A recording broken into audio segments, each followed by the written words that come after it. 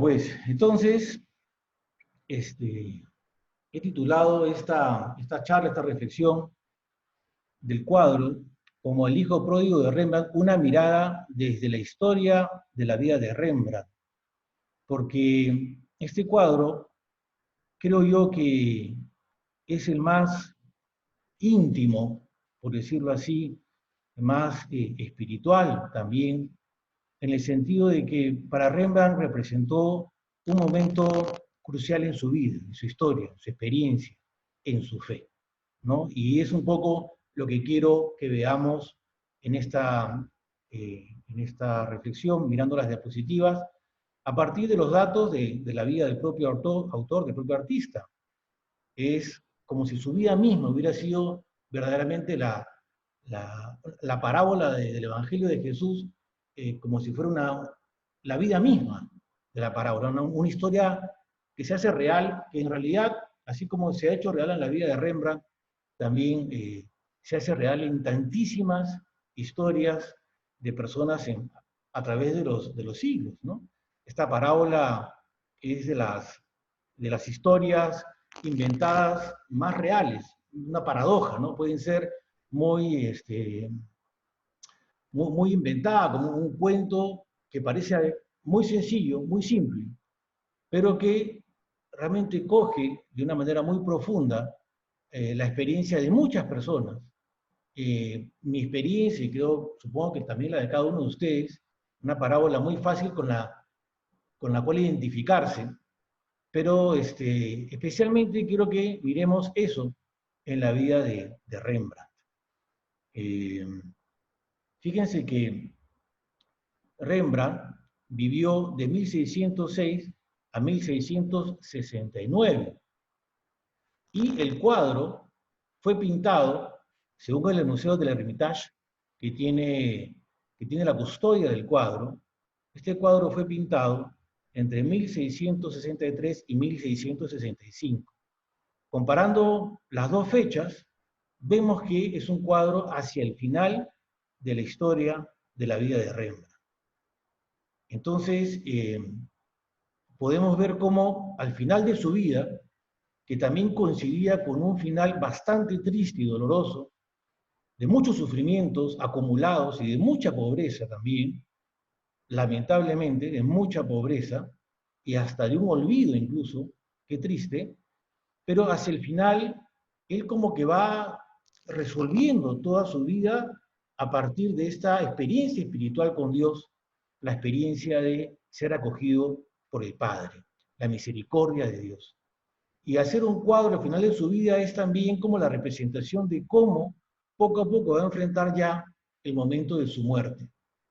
Y podemos deducir de una manera, supongo yo que clara, que enfrentaba su muerte justamente con una experiencia de mucha confianza en Dios y al final definitivamente no le quedaba otra cosa que abandonarse en las manos de Dios. Y obviamente es lo mejor que podemos hacer, ¿no? Cuanto más rápido, mejor. Algunos, como Rembrandt parece, no lo sé, porque ya esto es mucho de su conciencia, no puedo juzgar su conciencia, pero en todo caso, a algunos sí les pasa que se demoran demasiado en acogerse a las manos de Dios, a su obra, a su corazón misericordioso. Entonces, es para mí el cuadro más importante de Rembrandt desde el punto de vista espiritual. Los críticos de arte no consideran este como el cuadro más importante. Otros cuadros son los más importantes, por técnicas de arte, de pintura, por técnica, en fin, por cuestiones más artísticas, pero definitivamente entre la parábola del Evangelio y este cuadro que la recoge de una manera tan especial, podemos ver que este cuadro, mirando la historia de tanta gente, ha conmovido el corazón de muchísimas personas y también los ha llevado a una mejor experiencia de fe, de un mayor acercamiento a Dios. Entonces, eso es una gran esperanza, un gran mensaje que de toda la vida de Rembrandt, aquí hay como una recopilación del mensaje más importante que él, desde su obra, nos puede hacer llegar. Entonces vamos a repasar un poco la vida de este artista. Y aquí tenemos un retrato, un autorretrato. Rembrandt tiene más de 100 autorretratos, lo cual nos ha dejado una especie de autobiografía visual muy interesante, muy valiosa, como pocos artistas en la historia del arte nos han dejado un autorretrato y con diferentes tonalidades, con diferentes ánimos, poses. Era una persona que hasta viendo algunos autorretratos me parece que tiene una personalidad muy divertida, muy jocosa, muy jovial, ¿no? Y aquí, bueno, aquí aparece pues este joven de 23 años, eh, bastante ya como autosuficiente, ¿no? Podría ser que sea la pose para el cuadro, podría ser, pero lo que sí es cierto, en esta etapa de la historia de la vida de Rembrandt, quien desde muy joven mostró un gran talento artístico, lo que sí es cierto es que a esta edad ya tenía el camino directo hacia el éxito más grande. Es un momento en el que ya desde muy joven puede recoger grandes ganancias, grandes fortunas, gracias a los contactos y a las ventas y a la fama que ya desde joven comenzaba a tener. Entonces, es de aquí donde quiero partir para empezar a leer la parábola del hijo pródigo desde el inicio de la parábola, cuando dice lo siguiente: un hombre tenía dos hijos, y el menor de ellos dijo al padre: Padre, dame la parte de la hacienda que me corresponde. Entonces coge la parte de la hacienda que le corresponde, su herencia, y se va. Y se desaparece de la casa del padre. Con eso no quiero decir que Rembrandt fue indiferente a su familia, sino que ya a esta edad la vida le sonreía absolutamente. Era un joven exitoso que ya muy rápido, como digo, acumuló muchísima riqueza.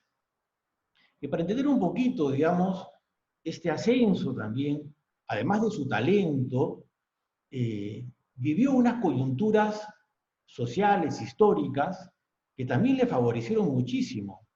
Y entre ellas, conocer a este personaje, que a sus 23 años de edad, entre ellos se conocieron, y este personaje, que, bueno, no sé cómo pronunciarlo, pero supongo que se llama Constantino Huygens. Este personaje era un aristócrata que vivía en La Haya. Tenía todas las influencias del mundo. Él mismo fue, sobre todo en el campo de la poesía en los Países Bajos, fue supremamente famoso.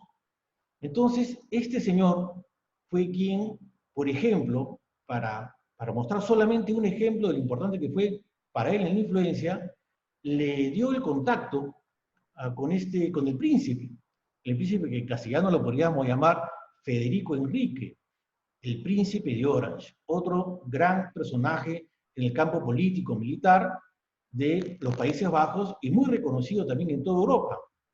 Entonces, que ya Rembrandt haya llegado a conocer al príncipe, quien gobernó hasta 1647.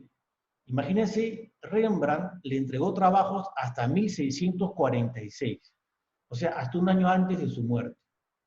Ya con este tipo de llegada, de contactos, de posibilidades, pues ya vamos imaginándonos este joven famoso, todo lo que va viviendo y en un sentido tal vez, no lo puedo juzgar porque no lo sé, pero me da a pensar, digamos, que una persona que suele vivir esto suele como que emborracharse con la fama, ¿no? Entonces, aquí tenemos este autorretrato en 1632, que ya es un autorretrato un año después de haber llegado a Ámsterdam.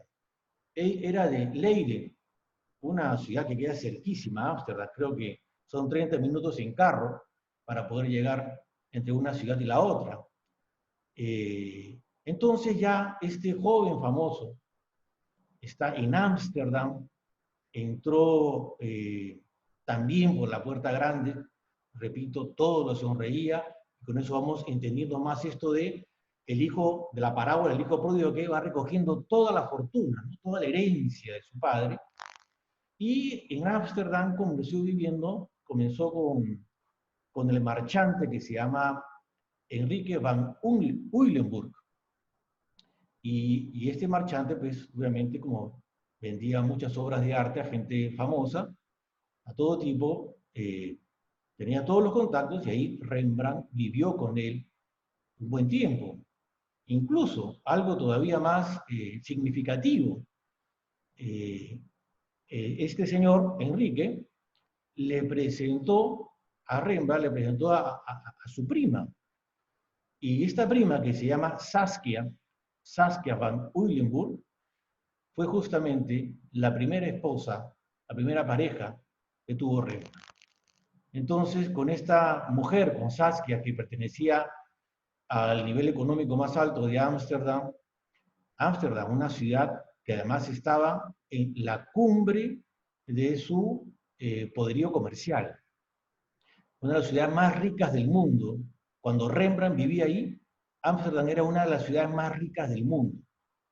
Entonces todo nos va dibujando el panorama, el ambiente, la atmósfera en la que se movió Rembrandt y en la que se hizo famoso. Aquí vamos a ver este otro autorretrato de 1634. Es el año en el que él se casa con Saskia. Y aquí vemos pues el Rembrandt en los autorretratos que hemos ido repasando, vemos que tiene todas las poses, ¿no? Todas las posturas. Y aquí se pone ya como el señor, ya un joven adulto, ¿no? Bastante como posesionado de su arte, de su posición, ¿no? Social y artística. Entonces aquí vamos poco a poco, gracias a él que se autorretrató tanto, vemos poco a poco, digamos, cómo este hombre fue un joven rico de manera real. Aquí tenemos el retrato de Saskia by Uylenburg, un retrato que el mismo Rembrandt hizo y que bueno, así como Saskia, Rembrandt retrató a los miembros de su familia. Por eso no solamente tenemos la imagen de él, sino la imagen de las diferentes personas que formaron parte del círculo más íntimo de la familia de Rembrandt, lo cual ha sido muy útil para la historia de este personaje, de este artista. Aquí vemos un cuadro que ya nos va pintando un tema interesantísimo espiritual en lo que es el recorrido de la experiencia de Rembrandt, ¿no? No he encontrado, no lo sé, digamos, si este cuadro lo pintó él para sí mismo, lo pintó para alguien, pero es el cuadro que se titula El Hijo Pródigo. Es una primera versión del Hijo Pródigo. Entonces es Rembrandt, ahí miren bien el rostro de este cuadro de Rembrandt y el rostro de la mujer, y van a ver cómo están retratados. Se autorretrata a Rembrandt y él también retrata a su esposa, ¿no? Aquí, en lo que hemos visto el autorretrato anterior, aquí se puede ver claramente que es él, ¿no? Y aquí también podemos ver claramente que es ella. Entonces, ¿qué cosa vemos acá? ¿Qué cosa? Uno se desconcierta un poco porque uno tal vez le pueda pedir a Rembrandt, hazme un cuadro sobre el hijo pródigo. Y él lo hace autorretratándose en el burdel, ¿no? Con esta mujer que es su esposa, pero la pone de modelo como una de las mujeres del burdel, y él alzando, ¿no?, su vaso de alcohol, bebiendo, disfrutando la vida, brindando, ¿no? Entonces es una época en la que él se representa, de alguna manera se ve un poco así, o tal vez más bien es una manera como de desafiar tal vez la parábola o desafiar a los demás, ¿no? Él mismo mostrándose como el hijo pródigo que va al prostíbulo y en fin, levanta el vaso y bebe y dice salud, disfrutando la vida en lo que pues las personas en este ambiente consideran que así es, ¿no? Entonces, aquí me parece que hay un elemento interesante que después lo vamos a comparar con el cuadro final del hijo pródigo con unos contrastes. Vamos a la siguiente diapositiva. Bueno, y aquí seguimos viendo al Rembrandt poderoso, seguro, hasta un poco intimidante, tal vez podríamos decir, con esa mirada, el hombre que se viste lujosamente, que es prestigioso, que como que tiene todo el derecho de pertenecer a lo mejor de la sociedad de su época. Entonces vamos viendo este ascenso a la riqueza, a todo lo que le sonreía, ¿no? En la vida, en sus códigos, ¿no? Pero también aquí comienza un elemento ya de quiebre. Rembrandt, en la medida en que fue adquiriendo más dinero, fue también buscando un mejor lugar donde vivir. Y lo que vivía bien donde el marchante se mudó a un barrio mucho mejor. Y después, en 1639, se mudó todavía ya a uno de los barrios más exclusivos de Ámsterdam. Entonces, con esto ya supuestamente alcanzaba su cumbre como persona de alta sociedad. Pero, digo, aquí hay un punto de quiebre, porque justamente la compra de esa casa le costó justamente un problema económico hasta el final de su vida.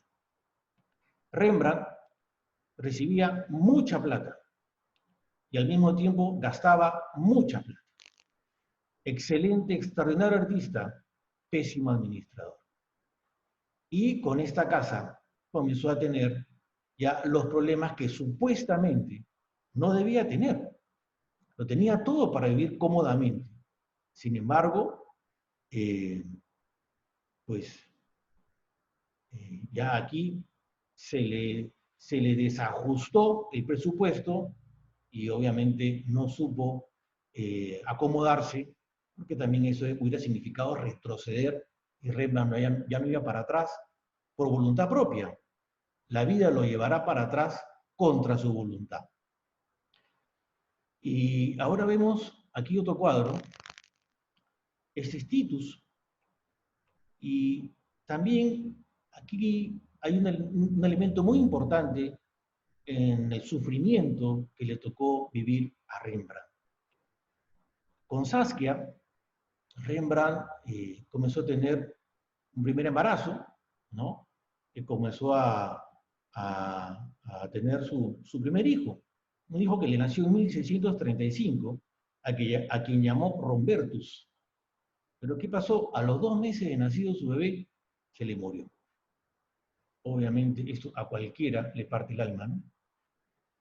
En 1638, otra vez su esposa queda embarazada y tiene una hija que la llama Cornelia. Y Cornelia murió a la tercera semana de haber nacido. Que se te muere un hijo, que se te mueran dos, bárbaro. Muy, muy fuerte, muy doloroso, muy duro. En 1640, otra vez Saskia queda embarazada, nace su bebé, otra mujer, otra mujercita. También la llama Cornelia, parece que le gustaba mucho ese nombre. Y esta bebé falleció al mes de haber nacido. 3 hijos muertos, nacidos, muertos al poco tiempo, brutal. Yo creo que cualquier persona que le pasa esto vive una reflexión, algo le tiene que cambiar en la vida, el ánimo, la mirada, la comprensión. Qué golpe tan duro, como si fueran unos golpes para decir, a ver, aterriza, ¿no? La realidad va mucho más allá de tus talentos, de tus capacidades. Muy fuerte.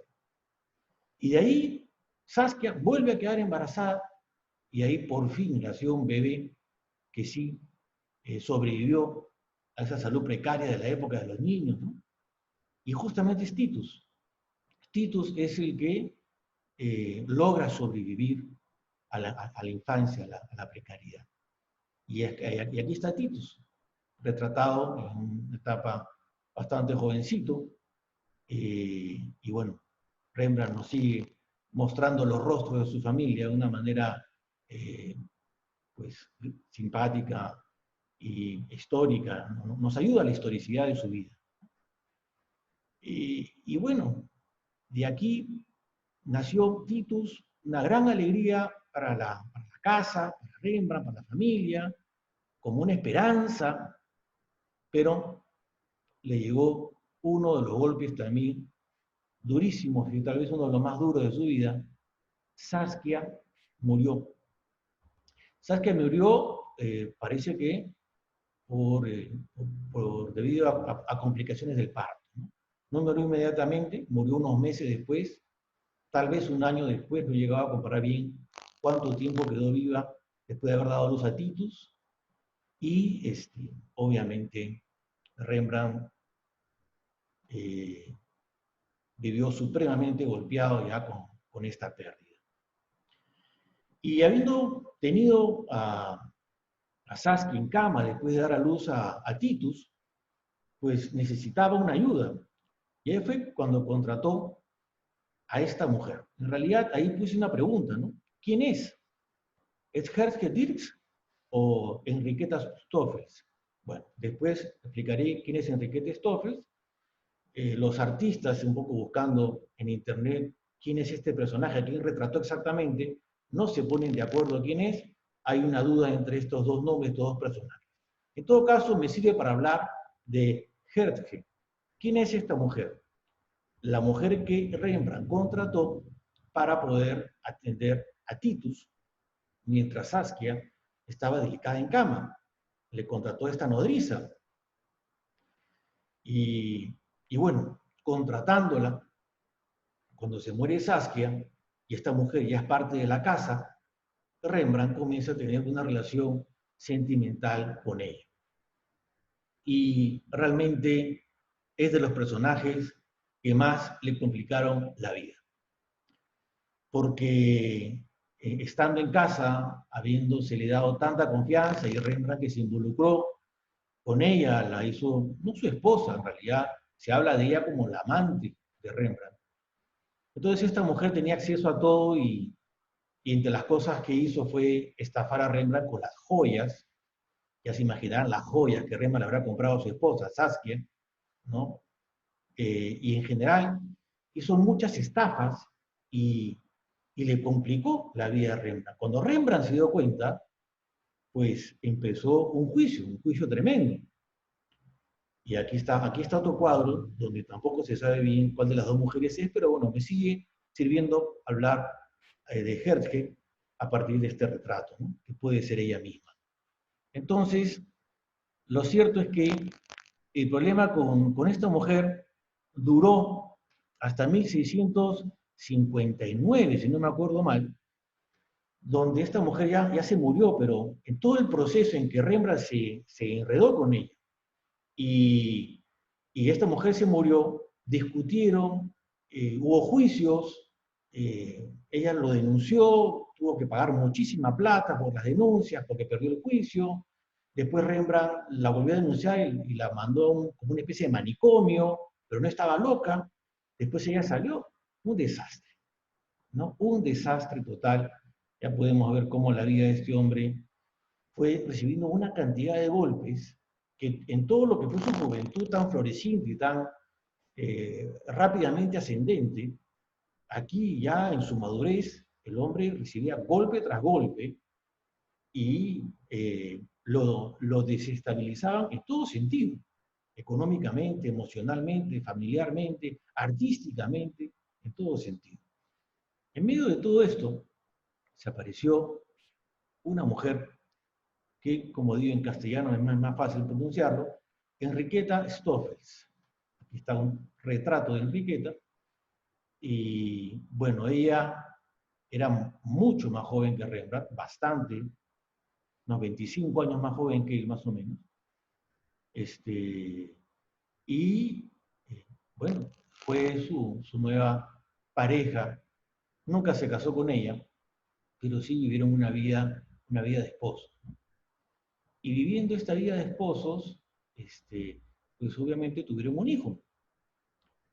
Y al tener un hijo, ella sufrió un episodio religioso triste, porque ¿qué pasa? En la época de Rembrandt, es la época en la que había un conflicto muy, muy fuerte entre los protestantes y los católicos. Y en Holanda, la religión que predominaba eran los protestantes. Los protestantes habían surgido no hace mucho y tenían mucha fuerza, y como en todas las religiones, nunca faltan los extremistas dentro de la religión. Entonces ella pertenecía a un grupo de protestantes calvinistas que cuando se enteraron que tuvo un hijo con un hombre con el que no estaba casada, le dijeron, eres una prostituta y te expulsamos de nuestra religión. Entonces la expulsaron.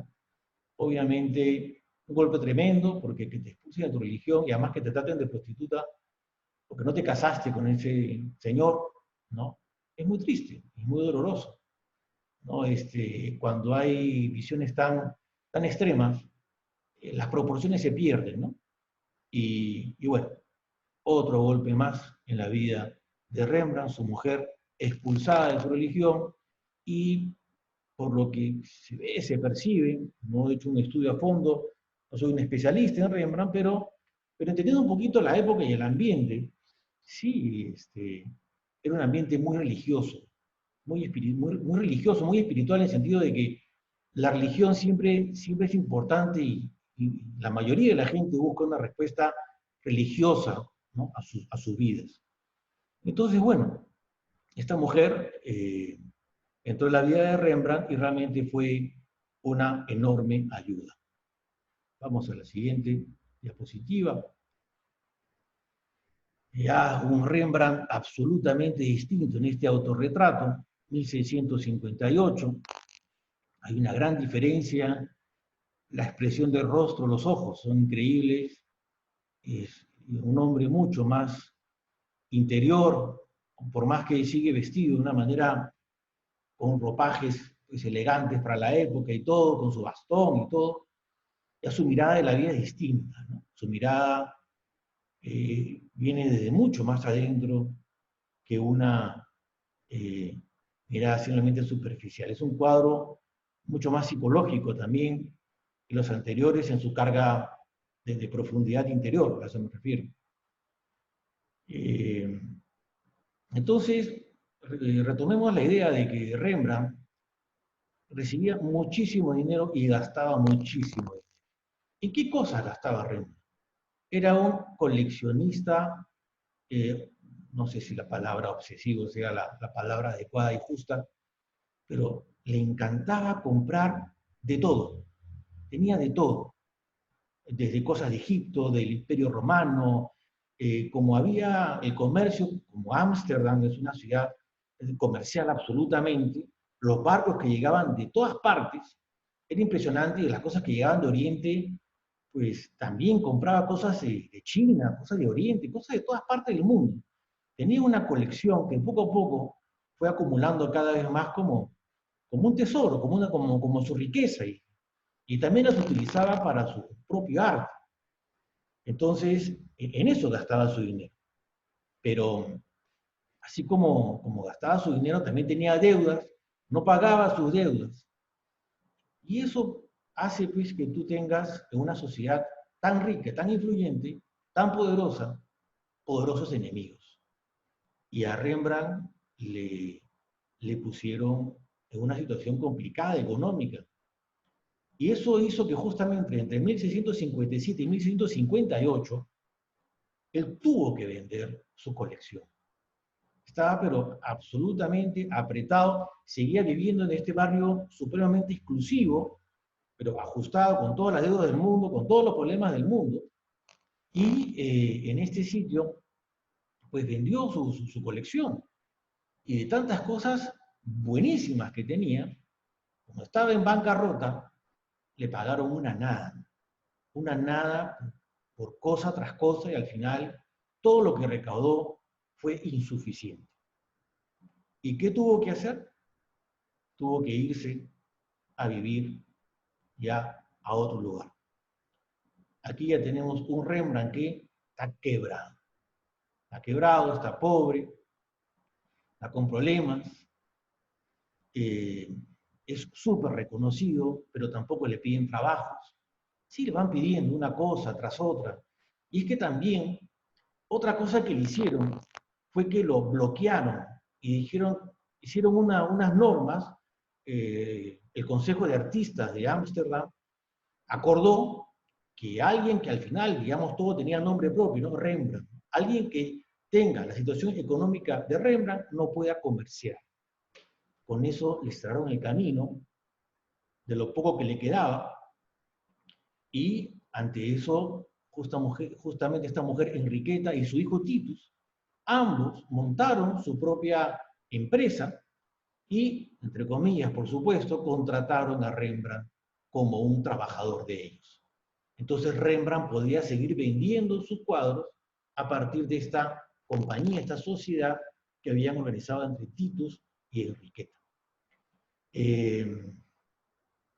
Pero bueno, definitivamente no todo es suficiente, ¿no? No todo es suficiente. Y aquí ya la pobreza le tocaba la puerta a Rembrandt.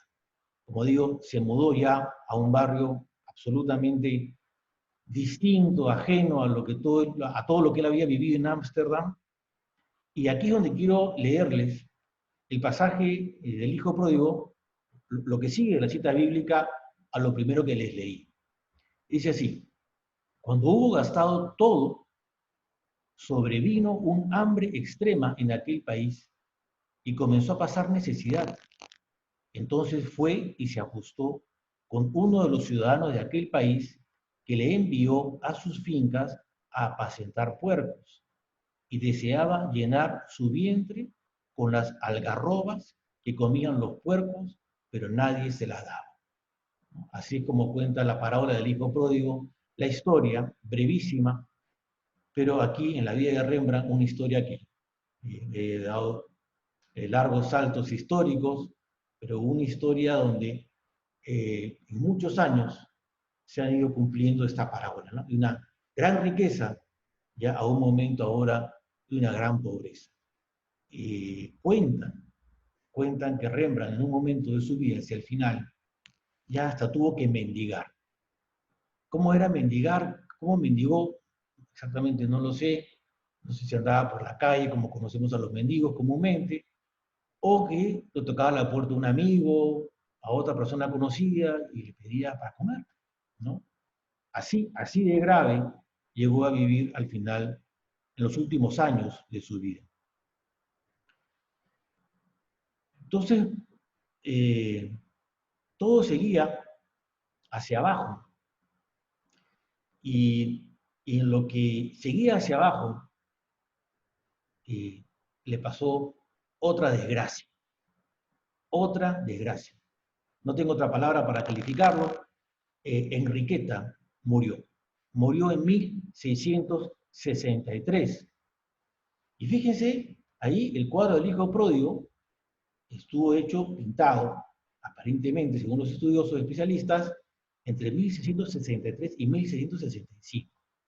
Puede haber sido ya este momento donde Rembrandt ya simplemente era el hijo pródigo, el hijo mendigo, el hijo desamparado, que no le quedaba más que volver a la casa de su padre, ¿no? Y entonces, aquí hay un contexto, y les voy a leer, sigo leyendo el Evangelio, por trozos, por partes, les voy a leer lo que sigue el Evangelio, la parábola de Jesús. Y entrando en sí mismo, dijo: ¿cuántos jornaleros de mi padre tienen pan en abundancia, mientras yo aquí me muero de hambre? Me levantaré, iré a mi padre y le diré: Padre, pequé contra el cielo y contra ti. Ya no merezco ser llamado hijo tuyo. Trátame como a uno de tus jornaleros. Y levantándose, partió hacia la casa de su padre. Aquí vemos a un Rembrandt ya en 1669. Este fue el año en el que él murió. un último autorretrato, absolutamente emblemático, por ser el último, por ser en medio de todas estas circunstancias que les estoy compartiendo, describiendo. Pero el año anterior a su muerte, un golpe más, donde uno dice, ya no más, por favor, un golpe más le pasó. Y es que se murió su hijo, Titus. Se murió en 1668. Se murió el 7 de septiembre y Rembrandt muere el siguiente año, casi un año después, octubre del 69. Entonces, este es el momento ya final de su vida, donde lo podemos, a pesar de los siglos, lo podemos de alguna manera ver y conectar con esa mirada de ese hombre que ya ve el mundo totalmente distinto. Un hombre que en medio de todo no ha perdido su espiritualidad. Y eso lo vamos a ver ahora un momento analizando el cuadro. Pero leo otra vez otro fragmento del pasaje de la parábola del hijo pródigo que dice, levantándose, partió a su padre. Estando él todavía lejos, le vio su padre y conmovido, corrió, se echó a su cuello y le besó efusivamente. El hijo le dijo, padre, pequé contra el cielo y contra ti, ya no merezco ser llamado hijo tuyo. Pero el padre dijo a sus siervos, traed a prisa el mejor vestido y vestidle, ponedle un anillo en su mano y unas sandalias en los pies, traed el novillo cebado, matadlo, y comamos y celebremos una fiesta, porque este hijo mío estaba muerto y ha vuelto a la vida, estaba perdido y ha sido hallado. Y comenzaron la fiesta. Desde toda esta carga histórica y espiritual que les he compartido de la vida de Rembrandt, es que he querido invitarlos a mirar este cuadro como una gran ventana al alma y a la vida espiritual de Rembrandt. Uno de los temas que me impresiona de los artistas es su sensibilidad espiritual y especialmente su intuición para el momento de la muerte. No son pocos los artistas que intuyen su momento final y dejan una obra de arte, una muestra de cómo ven ellos ese último paso de la vida, la muerte. Y eso es este cuadro, la mirada de Rembrandt al final de su vida, de lo que va a ser su final definitivo. En la Biblia, la parábola del hijo pródigo tiene un acento claro de los pecadores que se pueden arrepentir y encontrar en eso la misericordia de Dios. Un momentito, vamos a hacer acá. Okay.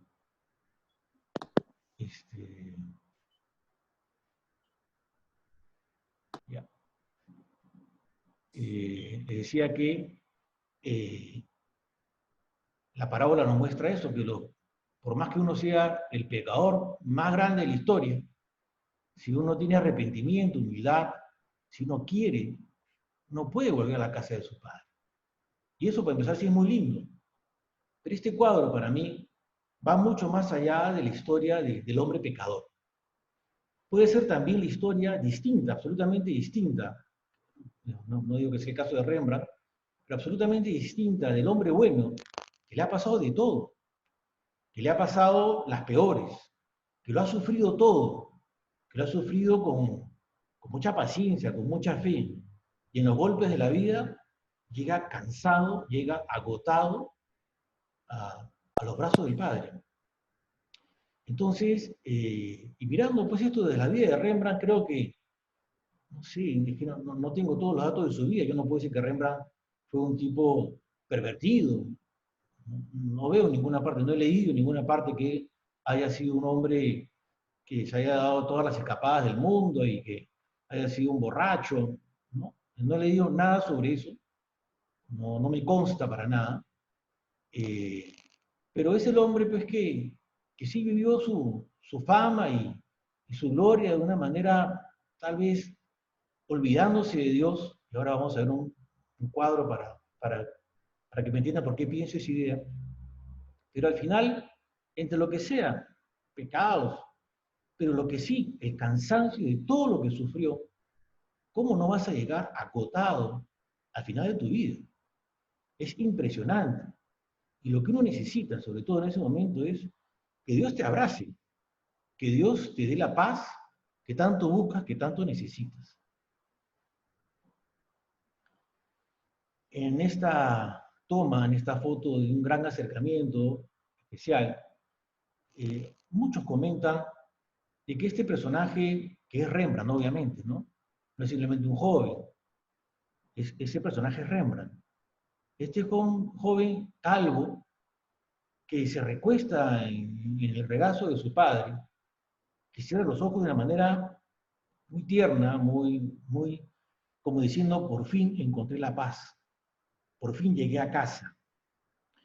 Pero si vemos un poco el perfil, cómo está diseñado, el perfil de rostro, la cabeza, la cara, algunos ven en esto como la imagen de un bebé de unos meses.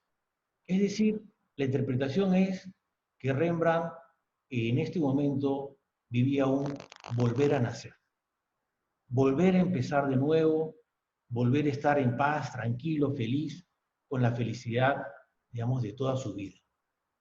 Entonces eso me parece una manera simbólica muy bonita de representar cómo en Dios se hacen nuevas las cosas, cómo en Dios podemos otra vez volver a empezar de verdad y bien. En este caso a Rembrandt le tocó reempezar en la vida eterna, con Dios, me imagino que cansadísimo de la vida. De las cosas que le pasaron fue que cuando muere, se murió como que se moría cualquiera, ¿no? No fue reconocido para nada, simplemente lo llevaron a una iglesia protestante y ahí lo pusieron en un nicho y ahí está su tumba hasta hoy. Pero en el momento de su muerte fue un gran olvidado. Y cuando uno ve esta cabeza recostada en el pecho de su padre, en el regazo de su padre, es como la certeza de decir, Dios no me ha olvidado, Dios está conmigo, Dios me ama de verdad. Vamos a la siguiente diapositiva. Este rostro también es muy importante y muy emblemático. Rembrandt pintó a un padre ciego. Y dicen que en los últimos años de su vida, sobre todo, Rembrandt se obsesionó con pintar ciegos, bajo la idea de que los ciegos son los que realmente ven, porque tienen la capacidad de ver desde lo interior y no desde la superficialidad de las formas, las apariencias. Entonces, que aquí Rembrandt pinte a su padre ciego, su padre misericordioso, es que él lo ve bien, lo ve de verdad, lo ve con su corazón, lo ve desde el amor. Eso me parece también un mensaje muy especial, muy bonito y conmovedor. Estamos repasando la pintura de la última etapa de su vida, del hijo pródigo, pero también cuando uno repasa los rostros de Jesús que pintó Rembrandt, es muy interesante también ver su espiritualidad en esos rostros, porque uno ve un Jesús amable, un Jesús bondadoso, y como dicen los especialistas también, Rembrandt con esa manera de retratar a Jesús estaba revolucionando la historia del arte en la manera de representar a Cristo. Y bueno, aquí les muestro uno de los rostros de Jesús que pintó Rembrandt y que me parece que justamente responde, expresa muy bien, digo, esa idea, ¿no? El Jesús bueno, el Jesús amable, el Jesús que no ha venido a condenar, sino a perdonar. Que todo aquel que quiera pedirle perdón a Dios, aquí tiene una misericordia garantizada porque tiene fe y porque Jesús tiene todo el amor del mundo.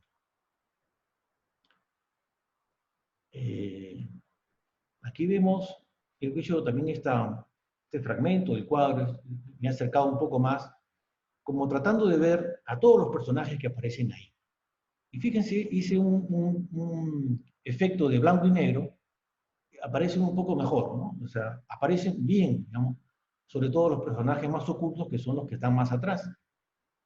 Entonces, esos personajes ocultos son atraídos por esta luz amorosa, por este momento de encuentro de amor entre el Padre y el Hijo.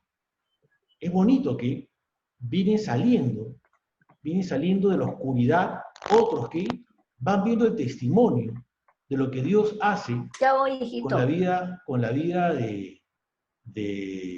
con nuestra vida. Entonces, no necesariamente porque los que están más en la oscuridad son los más malos, sino simplemente es el símbolo, ¿no? Dios nos atrae con su luz. Su luz es su amor, su corazón.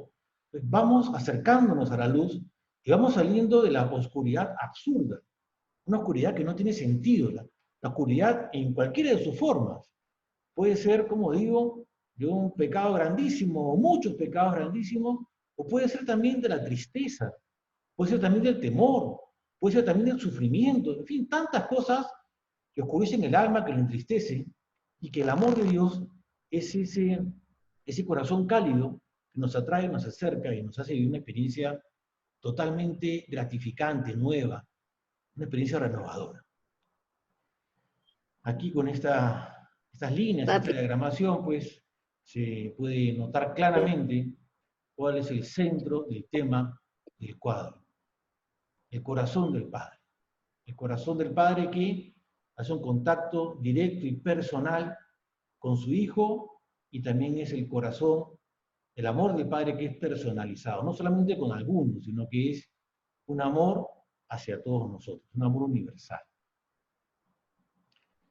Este detalle de las manos, realmente cuando lo leí hace tiempo, ya hace unos años, lo que lo vuelvo a repasar, me parece interesantísimo y bellísimo, ¿no? Estas dos manos que cogen con mucho cariño, digamos, los hombros, la espalda de su hijo, y cada mano tiene un significado especial. Aquí vemos esa mano izquierda, es una mano mucho más robusta que la mano derecha. Y aquí Rembrandt representa la mano del padre, la mano viril, varonil, la mano recia, fuerte, pero siendo recia y fuerte, también tiene ternura, también tiene acogida, también es una mano muy amable, muy amable. Y la otra mano también muy bonita, aquí hay un acercamiento, es la mano femenina, ¿no? La mano más delicada, la mano que expresa que en un hogar no puede faltar la madre. No basta el padre, no basta solamente Dios, sino que también se necesita la presencia femenina, la presencia de la mujer, y en eso la presencia femenina en el cielo, en la casa del Padre, es la Virgen María, la Virgen Santísima. Entonces, qué bonito poder ver, digamos, cómo simplemente en los elementos de las manos se dice mucho, ¿no? Se dice como toda tu casa, todo tu hogar te recibe, te acoge, te recibe, no te condena, no te juzga, no te maltrata. Hace una fiesta porque has llegado, porque has regresado. Y eso es muy, muy especial, muy esperanzador. Bueno, aquí vemos esta comparación que les decía hace un rato ya, de estos dos cuadros en dos épocas absolutamente distintas de la vida de Rembrandt. Podemos ver cómo el cuadro de 1635, Rembrandt es el centro de la historia, ¿no? El centro de la historia, el hijo pródigo, tal vez podríamos decir medio burlón. Por ahí hay un micrófono encendido, por favor, a ver si me hacen el favor de poder desconectar el micrófono. Sí, y desconecté uno. Y vamos. Aquí está, listo, ya desconecté. Entonces, es el Rembrandt que se mira a sí mismo con arrogancia, ¿no? El centro. Y después ya es distinto. Este Rembrandt que ha aprendido a ponerse de rodillas, ha aprendido a reconocer que todo depende del Padre, que el amor del Padre es absolutamente extremo, incondicional, ¿no? Hermosísimo, me parece muy, muy hermoso. Vamos a ver ahora esta otra diapositiva que representa a este otro personaje, el hijo mayor. En la parábola, vamos a leer ahora cómo dice, es distinto al cuadro, porque en la parábola el hijo mayor llega después. Escuchemos. Su hijo mayor del padre, estaba en el campo Y al volver, cuando se acercó a la casa, oyó la música y las danzas, y llamando a uno de los criados, le preguntó qué era aquello. Él le dijo, ha vuelto tu hermano y tu padre ha matado el novillo cebado, porque le ha recobrado sano. Él se irritó y no quería entrar. Salió su padre y le suplicaba, pero él replicó a su padre, hace tantos años que te sirvo y jamás dejé de cumplir una orden tuya, pero nunca me has dado un cabrito para tener una fiesta con mis amigos. Y ahora que ha venido este hijo tuyo, que ha devorado tu hacienda con prostitutas, has matado el novillo cebado. Entonces aquí Rembrandt pone al hijo mayor, a su hermano, al hermano mayor de la parábola, lo pone en el mismo momento en que el hijo ha llegado, todavía no ha comenzado la fiesta. En todo caso, la fiesta ya es el abrazo, ¿no? También podríamos decirlo así. Ya ese amor tan grande, eso ya es fiesta, ¿no? Lo otro simplemente es seguir expresando lo que ese abrazo ha significado. Entonces, la fiesta está ahí. Y bueno, está parado este hijo mayor y va mirando, ¿no? Con distancia. No se va a involucrar en el afecto del padre con su hijo, ¿no? Sino que simplemente mira. Y esto me ha hecho un poco pensar que tal vez Rembrandt quiso representar a toda esa gente que lo miraba como si él nunca hubiese sido parte de la vida de ellos. Rembrandt fue muy famoso, muy conocido, y después fue un gran olvidado. Esa mirada de distancia, y a la distancia no querer involucrarme, me parece una mirada justamente de la indiferencia. No necesariamente la indiferencia es rabia, o el rechazo es rabia, quiero decir, la indiferencia también, que puede ser menos rabiosa, también es un rechazo y un golpe bastante duro, ¿no?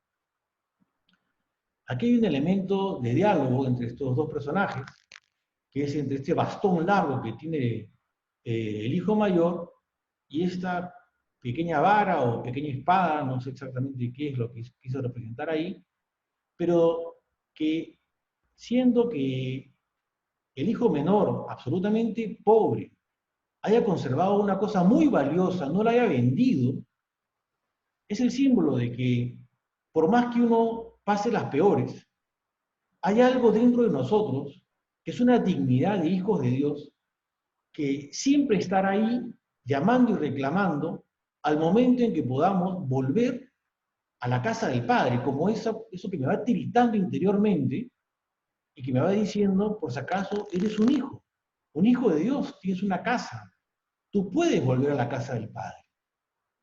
Entonces, ese elemento, a más del tamaño, el hijo mayor, el hijo menor, todo va generando un diálogo simbólico de esta dignidad, ¿no? que tiene no solamente el hijo menor, sino también el hijo menor en su historia, en su linaje, por decirlo de esa manera.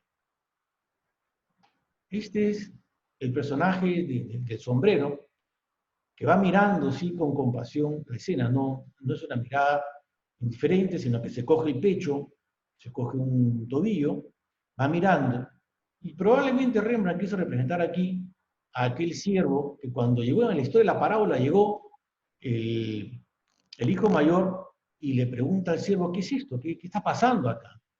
Puede ser este personaje retratado aquí que responde, ha vuelto tu hermano, y tu padre ha matado al novillo cebado porque lo ha recobrado sano.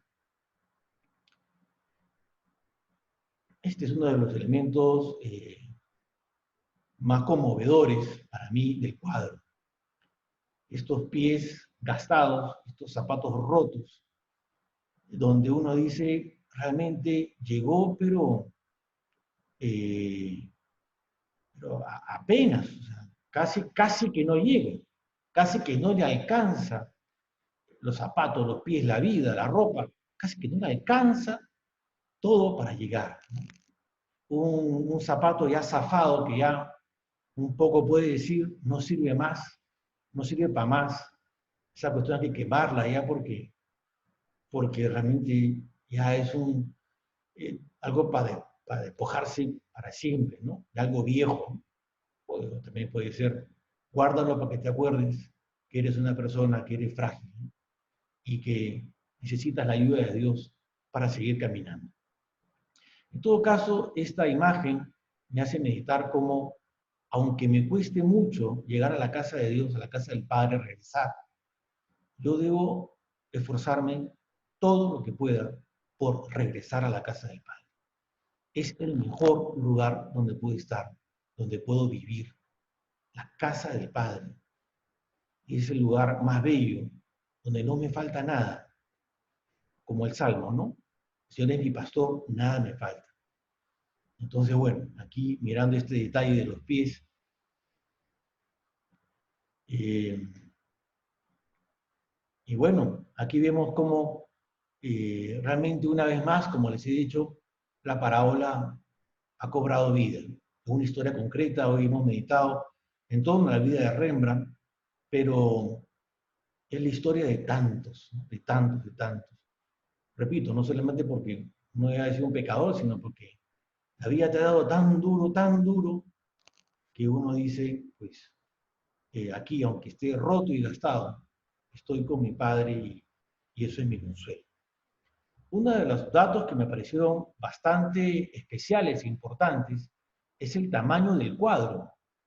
Es un cuadro que, como les decía, está en el Museo del Hermitage y mide 2,62 metros de alto y 2,5 centímetros de ancho.